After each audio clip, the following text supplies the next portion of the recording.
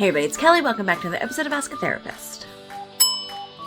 This week we're doing a more specified dive into manipulation in the church, specifically Holy Week. Most of my videos I try to make a little more evergreen than this one's going to be, but Holy Week is coming up. And those of you who spent any kind of time in the church, either in your earlier days or now or any other time, you may know what Holy Week is. For those who don't, let me real quick bring you along with us. Holy Week is the time between Palm Sunday and Easter. So Palm Sunday is celebrated in churches when Jesus rode in to Jerusalem on a donkey and people were waving palms. It's this celebrated triumphal entry and the betrayal after the Last Supper, and then the crucifixion, and then the multiple days in the grave, and then the resurrection of Easter. It's this week of doom and gloom and sadness and betrayal and guilt, and then the celebration of Easter. It's verbalized as though it is supposed to make you think and process and really prepare your heart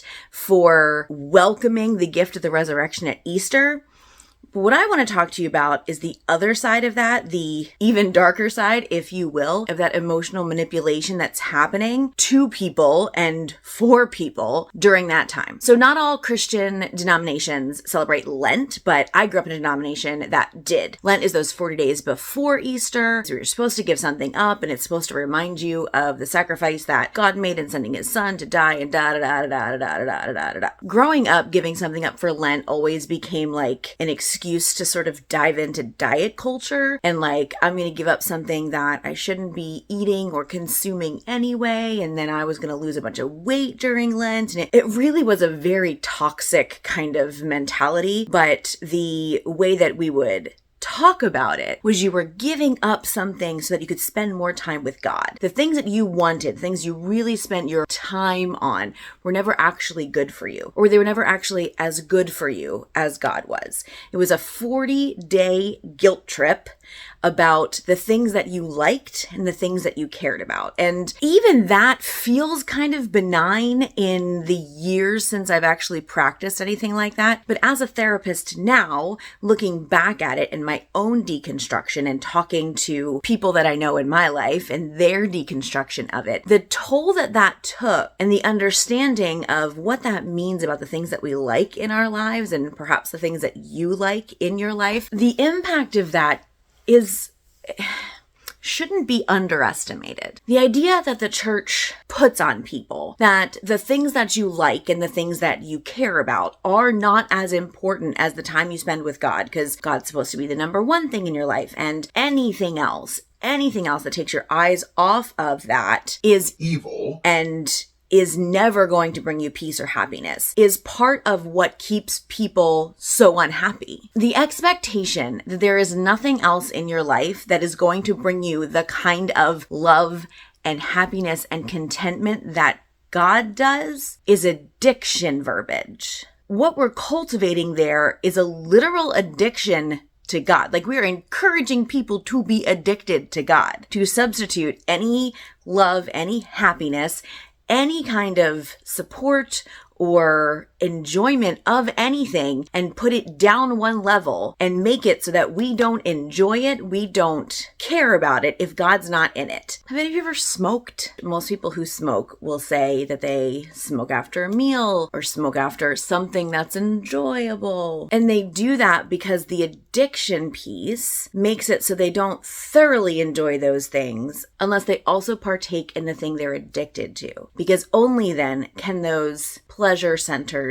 be completely open. So I'm wondering why we don't talk about that more. In comes Holy Week after Lent, and we've got the triumphal entry. Now, I don't know about you, but when I was growing up in churches, we were handed out palms. Once I got to Florida, it was a lot easier to find those palms, but we would gather outside of the church and we would always have kids. Well, usually it would be kids and maybe somebody would be dressed up like they were Jesus or whatever, and we would all follow them in, or we'd follow the choir into the sanctuary, mimicking that triumphal entry. And then we would be treated to a sermon about how all of these people cheered for Jesus when he entered Jerusalem, and they were the very same people that would then cheer when he was crucified. And oh, by the way, that was us. who are going to crucify this same person that you cheered for so enthusiastically. And we were then supposed to take that on and understand that it was our fault that this man was going to die later in the week. What? And we would just sit there and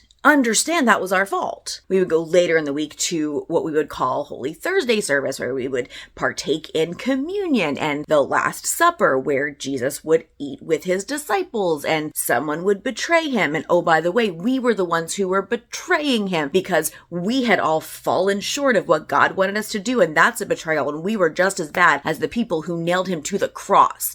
And then at some point during that service, or during the service on Friday, or maybe even during Easter service, when everybody is so happy and wearing new clothes and excited to see people they haven't seen in a while and celebrating, we were still seeing excerpts from the Passion of the Christ, or we would see the pastor carrying a cross in this weird role play scenario of like, by the way, this long-suffering person that we have put this suffering on and we should feel guilty for is still suffering for the sins that we've put on them. In the middle of this thing, we've already been told it's supposed to be such a celebration, because you can't celebrate anything ever without remembering how guilty you are and how horrible you are. So even in the celebration, it's still a guilt trip and it's still you being terrible. What's my point besides memory lane of all of the guilt pieces that come with Easter? My point is that message of you are guilty, you are bad, there is nothing in the world you could ever do to earn not being guilty is so ingrained in so many people's experience growing up that even things like Easter and egg hunts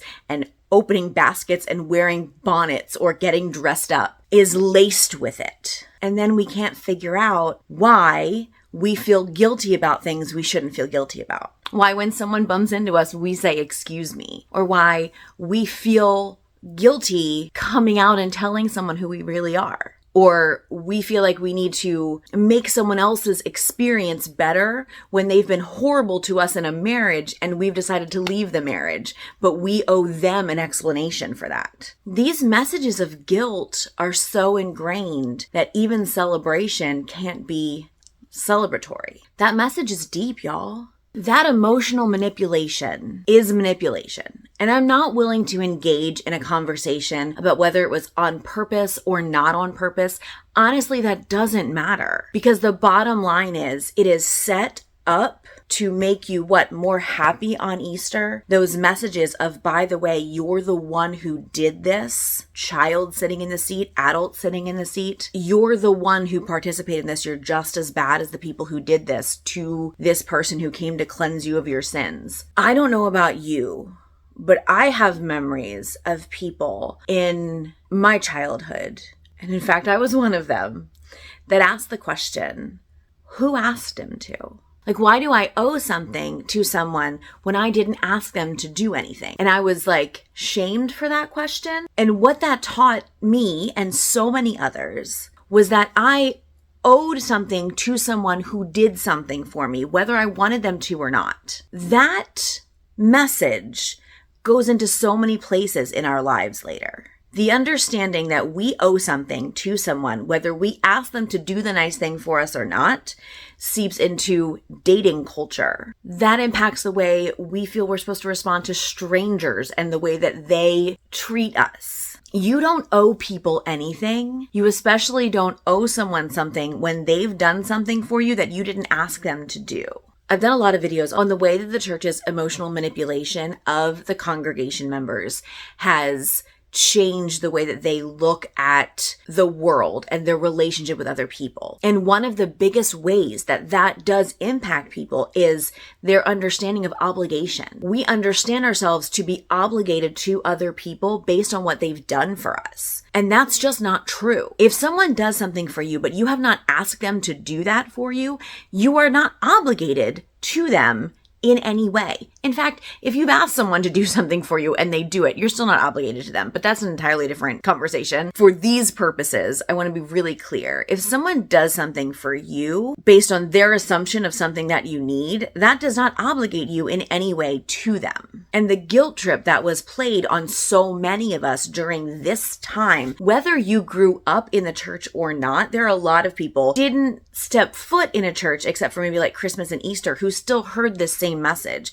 Because when you walked in the doors on Easter, you said hi to people you hadn't seen, and maybe you zoned out for a lot of the sermon, but that doesn't mean you didn't see the things that were put on a screen, or those clips of the Passion of the Christ, or the pastor coming in dragging a cross. Or maybe you went to a sunrise service where people are acting out the crucifixion and the rolling away of a stone for an empty tomb. Like, those are dark images that have this happy shine on them because we're talking about a resurrection story. But they're at basis very dark images. And we don't talk about that. And we don't prep anyone for that. And you're faced with these with no context or understanding of it being a story, of it not being something you need to necessarily go home and worry about or check yourself or constantly wonder if that could be you, or are there things that you're doing that are forcing people to nail this person to a cross? Like, when you're young, these messages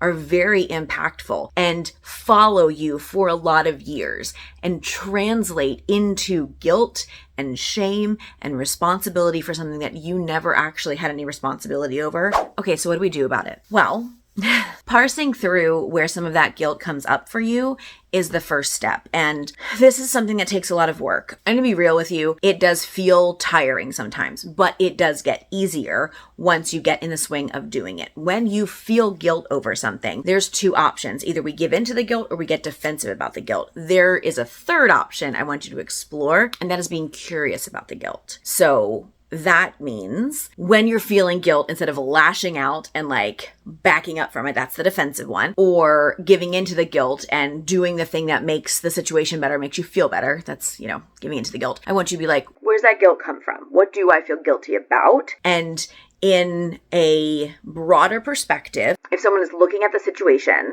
that doesn't have my background, would they think that there's something that I should feel guilty about? And what would they think maybe that I should do about this? And if you're not sure, then maybe bring in another party, like a friend or somebody you trust. If you have a therapist, talk to your therapist about it. Explore that a little bit. Get curious about the place the guilt comes from. And if it comes from a historical understanding that it's something you should feel guilty about, then it's not something you need to feel guilty about. So then we rewire, we redirect the energy. That's the stuff that takes, yes, a little bit more time. It is not your fault that these things were pushed on you. It's not your fault you were exposed to these things at an age that was not appropriate. And it's not your fault you were manipulated in this way. You didn't ask for it. It was not yours to bear. And you do not have to continue to, now that you're aware of the fact that it was something that was pushed on you. Coming to terms with the facts that these are things that were handed to you by people that you care about can also be a really hard thing. And that is another video. It's a video that I'm more than willing to do if that's something that you want me to talk about, but I'm going to need you to put that in the comments below if that is something specific. If there's something specific in this video that was sparked, I want you to put that in the comments too, because I really need to know what of these pieces are helpful to you. What of these pieces are things that you've heard from other places? You don't need to delve into it as much. The point of doing these videos is to help you and make pieces of this accessible to you for those of you who maybe aren't ready to start therapy or are looking to have it like a conversation piece in your own therapy journey, or just sort of working through things on your own. That's the point of this. So let me know what you want to hear more about in the comments below. Don't forget that memberships are open if you are looking for a way to enhance your own journaling, your own meditative listening. Those are open too. That's it for today. Thank you all for being here. I will see you all next time. And until then, take care of yourselves and each other.